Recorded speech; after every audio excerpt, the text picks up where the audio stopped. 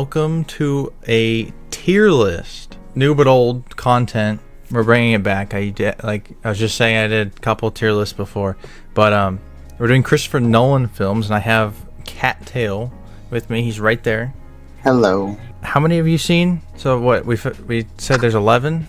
Yeah, I believe we said there's 12, and I've seen 7 of them. 7. Okay, so it was about half.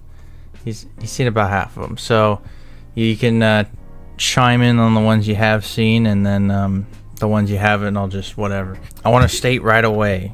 So this is opinions, right? So which means that we're objectively correct, and that if you disagree, you're wrong. Correct. This list in particular, most of his movies are very good. So if I put one above another, or if I don't put one in S tier or whatever, it's like I don't dislike the film. And if you disagree, then you can leave a comment. You can tell me why you think that one's better, or you think it deserves this tier, or whatever. Also, if you have any ideas for other tier lists, let us know. We'll do those. But starting off right away is Batman Begins. Ooh. So you've seen this one. Yes, I have. How does this one rank for you? This one's of course, all the Batman ones are going to be a little bit different because I'm ranking them as Batman movies as well as just regular movies. Mm-hmm. As a movie on its own, I think it does a very good job of establishing everything. It's consistent all the way through. Very well done. As a Batman movie, I appreciate what it does, but at the same time, it also feels a little bit like, I almost want to say, too gritty. It's not like The Batman, where it's more realistic, but it still has that Batman element to it, right? Where it feels like it's, world's greatest detective kind of thing. This one feels more so like Batman is some kind of super soldier ninja, Mm-hmm. Yeah, I agree with that. I don't think it's a bad Batman movie, and I don't think it's a bad film either. But I don't think there is in terms of live action, there is not a perfect Batman movie yet. So I think for now it's still pretty solid. It does a good job. It sets it up well. Everything's good in it, but it's not great. And then to clarify, this tier list will be my tier list, and then at the end I'll show what Cattail's tier list will look like. I'll put another image, but just not to get confused, this one will be mine. That is on I'm showing. So where are you gonna put Batman Begins? Where would you put it? I'd probably put it in B tier. I agree with that. I was thinking B tier, and it will go in B tier. I think that's fair. Will it stay in the top end of B tier? We'll see. But next is Dark Knight Rises. I'm very interested to see what you have to say about this. But before you do, I did see, I've seen multiple people talk about this, and the common theme that I hear about it is disappointing. And I think that most of the people that do say that, they saw Dark Knight like in theaters, and they were there for the whole hype on Dark Knight. I think the whole Dark Knight discussion we'll talk about later, but it definitely suffers from coming after Dark Knight in terms of public opinion. But I never thought it was bad. I like it. I think it's good. And then also coming from a big DC fan, I know a lot of people have a problem with like Bane. He's not my favorite Bane, but I don't necessarily see him as a bad Bane. It's just different. I always forget Catwoman's in this movie. I guess she is. I don't know. Yeah, she's in it. For some reason. Yeah. So I don't know. It's good. I like it more than Batman Begins. This is where I'm gonna disagree a little bit. I just think it needs more Batman. It's not a very Batman movie. It has a lot of the criminal stuff going on. I like the whole, thing they did with Bane and Gotham falling under like martial law. Yeah. But Bruce is just, being sad in his house, and then he gets sent off to a pit, and then he's Batman for like 30 minutes, and that's it. I agree. And I think it's too long overall. It's probably too long. Yeah. So I'm gonna guess it'll also be B tier, but below Batman Begins. I'll have to think of whether I'd put it in B or C, but it would definitely be below Batman Begins. Okay. I'm trying to think if I want to put it in B or A. I'm thinking B because it's not entirely rewatchable. and it's really long. I'm trying to think of like standout scenes. I mean, the action scenes and like the stock market, the Bane stuff, it's all cool and interesting. I'll give it A. I'll give it low A. So if there's any other A's, it'll probably be above it. But I do enjoy it. As like in terms of trilogies and stuff, I usually don't let things affect my like what I think of each one, right? Yeah. And I think that has to do a lot with if you see it in theaters or not. But like, I didn't let The Dark Knight being better ruin The Dark Knight Rises. Sure, it's probably a objective fact that The Dark Knight is just a better movie, but I still enjoy each. Sure, I like one over the other, but that doesn't mean because one's better, the other one's just irrelevant, right? So yeah. All right, Dunkirk. I don't remember Dunkirk a whole lot. Really? Well, that's interesting. I do, but I don't. And I think actually part of that is because not a whole lot's going on in Dunkirk. That's true. It's one of the more better shot films, I think. But that's because more of the highlight is on the cinematography, right? Yeah. It is a very cinematic movie. Is probably how I'd put it. I do need to rewatch it. I've only seen it once. You've only seen it. We watched it that one time. Wait, you've only seen it once? Yeah. Wow, you saw it twice? Well, no, I just thought you saw it before I did. No, I own it. But, no, I got it for that Black Friday or whatever, and then we watched it together, and then I never watched it again after that. But, I do need to rewatch it. So, not a whole lot to say on this, but, it's good. I did like it. Yeah. So, I think I'm going to go B tier below Batman. Yeah, I'd probably agree with that. All right. Inception. You've seen Inception, right? I've seen Inception. So, what do you remember about Inception? I definitely remember DiCaprio's character. I remember a bit of what was happening there was like the snow part where they were there. There was assembling the team to actually break into the mind. There was the whole end part where everything was fractured. I don't remember like some of the middle bits, but I remember most of it. You say it's solid? I'd say it's good. Good. Yeah, I would agree. I think it's entertaining. I think, again, it's a little long, but it flows well, and the pacing's good. It's just, just long. But the characters are all done well. For me, it's complex, but not complicated, if that makes sense, Yeah, that makes sense. For me, it makes it enjoyable, but at the same time, maybe it's not a easy to watch movie where you just put it in and enjoy it. You kind of have to be a little awake for it, I guess, Yeah. But, especially compared to Tenet, which we'll get to, it's basically just Tenet done right, in my opinion. So I'm gonna go A on this one, above Dark Knight. I think it's a solid movie. I should have got him off my shelf. I'll do it real quick. Hang on. I'll make a cut here. I have several Nolan films. I want to show them off. So give me a second.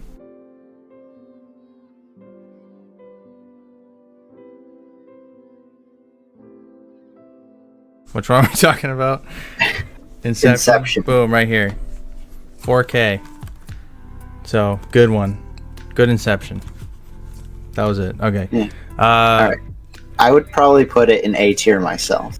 A tier? Yeah. Yeah. Okay. That's fair. I think it's just solid. And yeah. And then we already went over Dunkirk, so here's Dunkirk. I have my Dunkirk. So I actually do want to get a 4K of Dunkirk, not like in a hurry to get a 4K, but I think it would look nice. So next up is Insomnia, which is one you haven't seen. No, I'll let you take this one. It is okay. It is competent. So what's interesting about Insomnia is this is the only movie that Christopher Nolan has made that he did not write.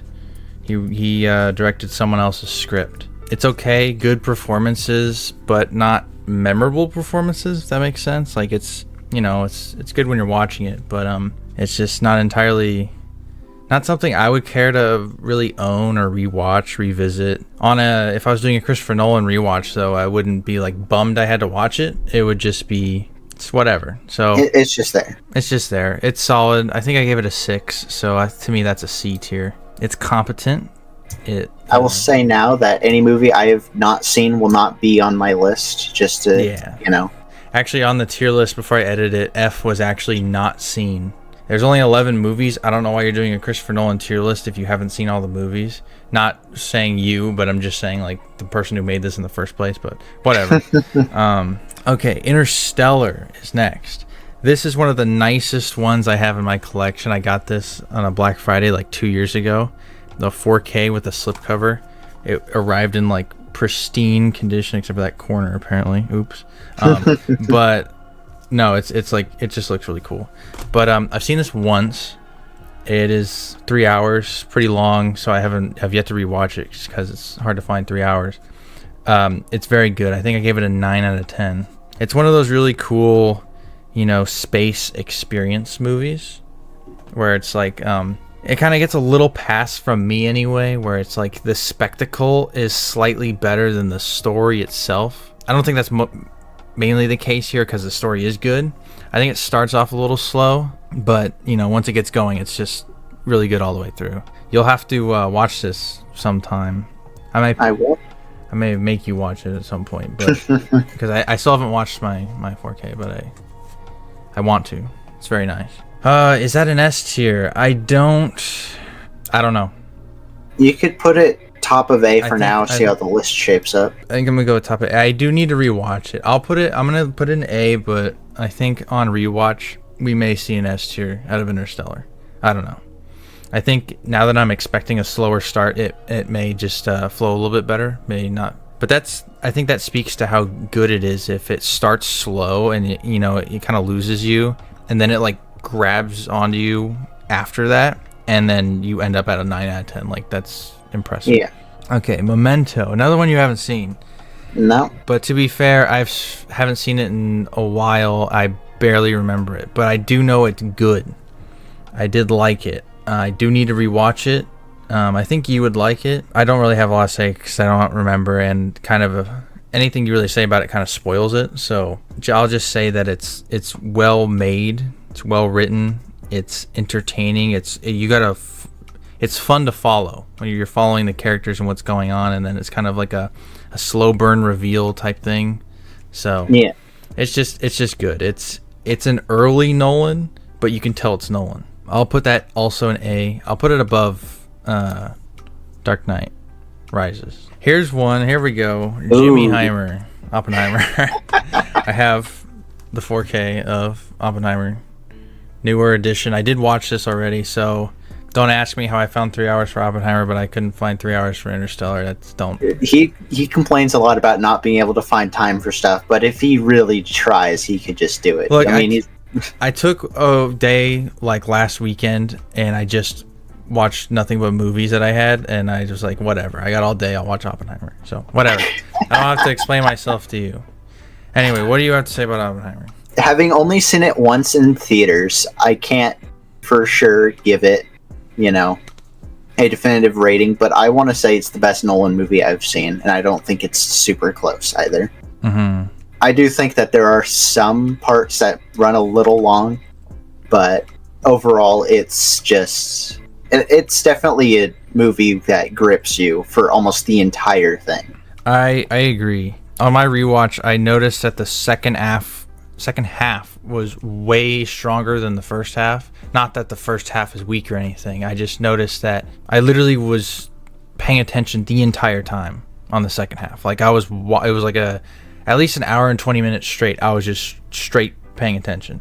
So I think that's good. It is 3 hours, so that it loses a point automatically for that. I don't know if there will ever be a 3 hour movie I give it 10 out of 10 to. If you manage to do that, someone, let me know. Don't say Lord of the Rings, I swear. Don't you dare. Nobody say that. That'll have to be a different video. Yeah, ranking all 3 Lord of the Rings movies. No. But yeah, it's good. Now, this is not a complaint on it. It's just a fact. There is not a whole lot of action. It doesn't need a whole lot of action. That's not the point of the movie. It flows well with no action. That's really commendable. But just in my opinion, 3 hours with no action is a lot, right? Well, 3 hours is just a lot in general. Right. But I'd also say that you don't have action. Oppenheimer is better without more action because it keeps the story more grounded, which is definitely what they're going for. I am not saying it needed action scenes. I am just pointing out that it did not have action scenes. Whether you think that's unfair or not, it's, to me, that's just, 3 hours, no action, or like not a whole lot going on.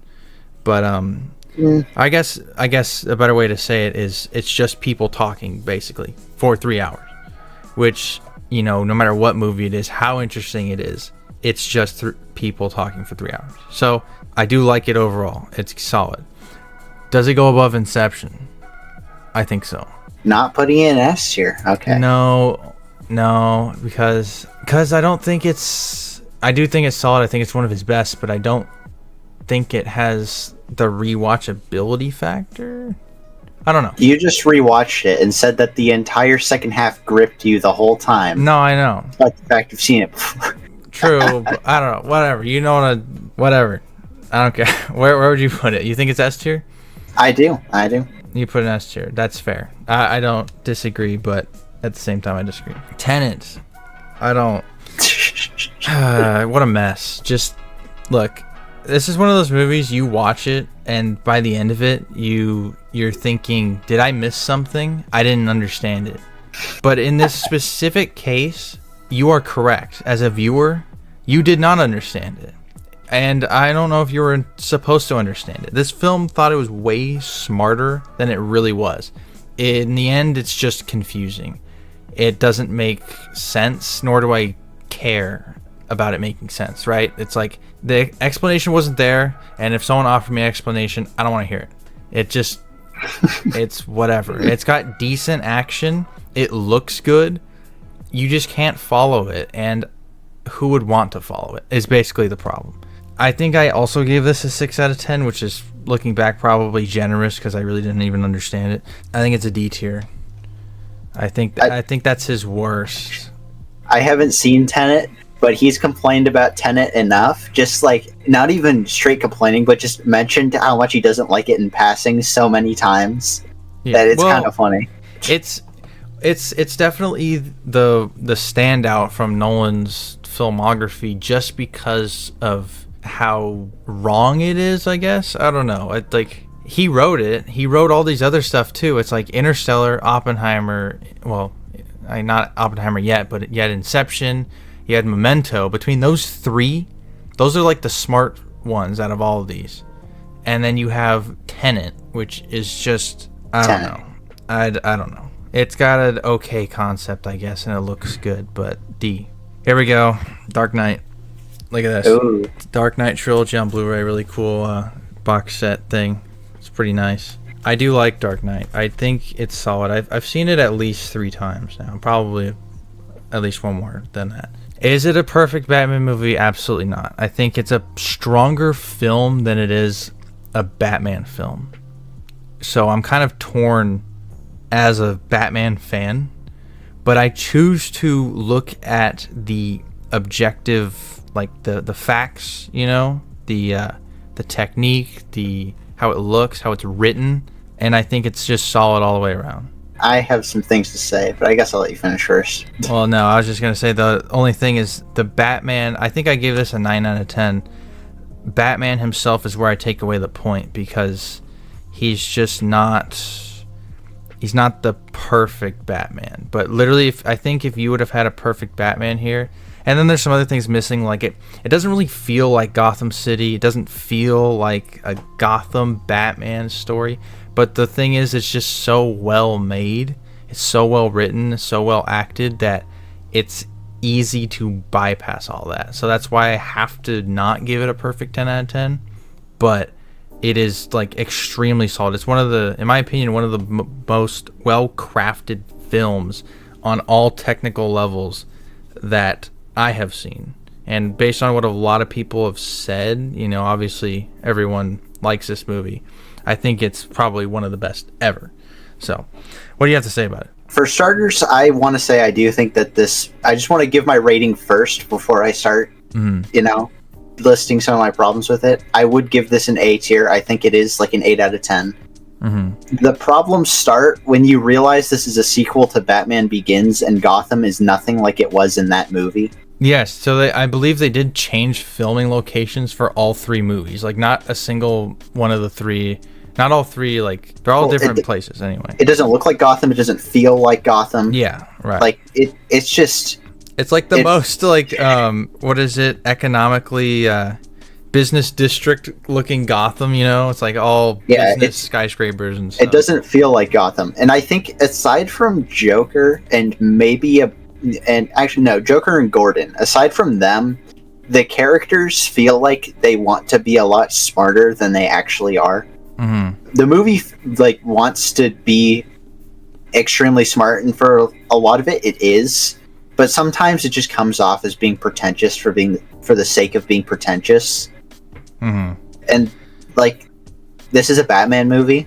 I get that you want to make points and stuff like that, but you don't need to act like this is, you know, the greatest cinematic achievement ever. And a lot of people act like it is one of the greatest cinematic achievements like ever created. You were just talking about how it's like super objectively great, and I won't disagree. Yeah. But I think people tend to overhype this movie just because of, you know. Yeah, look, first PSA, I understand Heath Ledger's performance is great. I get it's one of the best performances ever. I think everyone understands that now. I don't think anyone's going to disagree on that point. Could we stop pointing it out every 5 seconds? Could we stop? And just like, we all get it. Like, no one's going to disagree. No one, like, I don't know. I'm sick of seeing it. It's making me not want to agree, but you can't disagree. Whatever, just drop it. It's in the top 5 on IMDb. It's rated one of the top 5 movies ever. Now, do I think it should be one of the top 5 movies ever? Maybe not. You know, like, there's a lot of great films, a lot of more important films, a lot of other stuff that probably should be up there. But at the same time, it's really hard to argue with its technical masterpiece, I guess. Out of the 5 that are in that top 5, I think it is the only one that actually deserves to be in there. But at the same time, there should be other things before it. So, you know, I much prefer Dark Knight hype to Lord of the Rings hype, because you watch Lord of the Rings, they're 3 hours apiece. This one's not short by any means, but those are 3 hours apiece. It takes 3 movies to tell one story. It's like, I guess I know that's the point, but still, whatever. Yeah, I understand your points. I think there are some people who would understand your points, but I think this is a rare case. It's hard to ignore. Keep in mind, I'm still putting it like A tier. I still think this movie's an 8 out of 10. This one I will put in S tier. I think it's crafted that well. It's hard to not. But yeah, I just have problems as a Batman fan, I think. But at the same time, it's like there isn't a better one. Well, I'll say this: The Batman that came out a couple of years ago is the better Batman film. But this is the better film overall. I think I've said that before. I'll still say that until we get one that is perfect on all fronts. Good luck with that. Yeah. Next we have Following, which is his directorial debut. It's very short. It's an hour long, but it's too long. I don't know. I didn't like it. It was whatever. It didn't do anything for me anyway. It was I'll put it D above Tenet. I don't see any reason you'd ever watch Following. I wouldn't recommend it unless you were literally watching all the Nolan, which is why I watched it. Not much to say. Boo. And then I'm really glad they put this one last, because we're gonna do a Rian Johnson here. We have The Prestige. Ooh. And I will come out right with my rating right away. I think this is a 10 out of 10. I think this is better than The Dark Knight, and I think it's an S tier. There's my hot take. After all that defending I was doing a Dark Knight, boom, Prestige goes in front of it. It's perfect. This is the one where the script, there's no DC getting in the way here, so there's nothing for me to take away from it. It is not 3 hours long. The script is perfect. Christian Bale's performance with Hugh Jackman's performance are like, they work off each other so well. It's extremely interesting watching it scene to scene, you know, the little things. And then even after you've seen it once and you know the twist at the end, you just want to watch it again to like pick up on other things. Well, there's not just one twist. Right, yeah. The movie takes you for a ride. Yeah, and then like, for me anyway, the big twist at the end distracts you from other stuff. So then you rewatch it, and it's like all the little things are getting you again, right? So Yeah. I don't know. What do you think? What are your thoughts on Prestige? Prestige is one of those movies that whenever I remember it, I'm just like, that's such a good movie. It's not one I think about a lot, but whenever you think about it, it's just one that's like, you know what, maybe I should see that again sometime. Mm-hmm. It's one of those movies that just it won't ever really lose its luster because there's nothing quite like it, and it's done so well that you don't really want there to be anything like it. For me, like if it, Dark Knight versus Prestige, it's, like I said, there's no Batman expectations here. The writing, I think, is overall slightly better than The Dark Knight, or probably just better than The Dark Knight. It's on a smaller scale. It's a tighter script. It's a tighter narrative, versus Dark Knight, which is a whole city conflict, all this stuff. Well, that's not exactly what the tighter script is. It's more focused. That's what I meant. Yeah, but it's just, it works better in my opinion, and it's just more entertaining to watch. It's easier to watch, and then it's just a standalone. It's interesting from beginning to end. It's got a bunch of different themes, I guess, like makes you feel different stuff. It's exciting. I don't know. I don't have much to say about it. 10 out of 10. You should watch it. I do not give out 10 out of 10s for free. 10 out of 10 for us is kind of reserved as both a movie that is exceptionally well made and one that is also somewhat of a personal favorite. Yeah, most of my 10 out of 10s are personal favorites. Like, I don't know. Even Revenge of the Sith is probably my favorite movie ever. I give that a 10 out of 10. If I was like, interrogations, lives were on the line, I would probably tell you it's not a perfect movie. I could probably find some flaws with it, but those are flaws that I don't care about, right? I don't care. Like Attack of the Clones, I give a 10 out of 10 even. I know there's flaws in there. I know there's things that aren't. A 10 out of 10 movie isn't a perfect movie. But it's a movie that's, exceptional enough to where its flaws don't matter. But out of all the 10 out of 10s I've given, this is one of the ones where I think it is, like, if it's not perfect, it's like 99.9%. It's so up there. It's like anything less than a 10 out of 10 feels unjust, in my opinion. I know a lot of people have other movies that they say that about, which I would disagree about, so I understand if, other people disagree, but that's what I'm saying. This and Back to the Future, I think, are the two that are like zero flaws. 1 to 0 flaws. So you don't have problems, right? Yeah. So, oh. I'd probably give it a 9 myself. I need to rewatch it. Yeah. But well, it's very rewatchable. See, out of all of his movies, I think that one's very rewatchable. Inception would be if it was shorter, but out of all of them, this one is. I don't even know how long this one is. It's not super long, especially compared to everything else. 130 minutes. So that's 210. That's a lot on the shorter end of his filmography. That's not like in under 2 hours, but out of all of his movies, that's on the shorter side. So, well, I'd say, under 2 hours, 15 minutes is pretty good for a movie length. Yeah. And it does not feel 2 hours and 10 minutes. Absolutely not. It flows like a 145, I would say. So, here's my list, final tier list. Is there anything I want to change? I mean, just based on this, he's got a very solid filmography. He's, even before Oppenheimer came out, which I think is the one that solidified his, reputation in the mainstream. It won him the anyway. Oscar. Right. There's the one that gave him the Oscar. But he's had a solid filmography before this. He's got several movies in the top 25 of all time.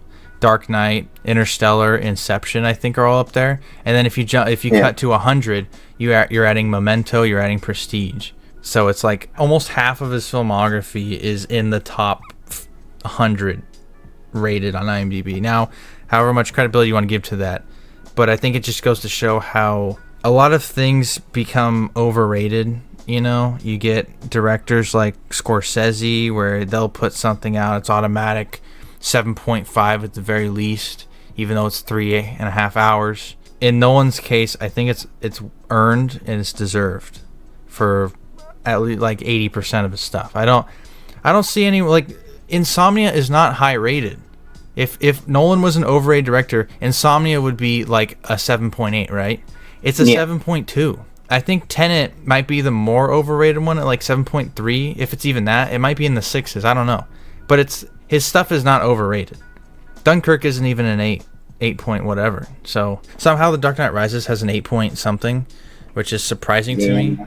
I think it definitely is the Batman boost, though. I guess, yeah. I don't know. It's not that I necessarily disagree. I'm just surprised after, from how people talk about it. But yeah, so I'll add on his tier list here.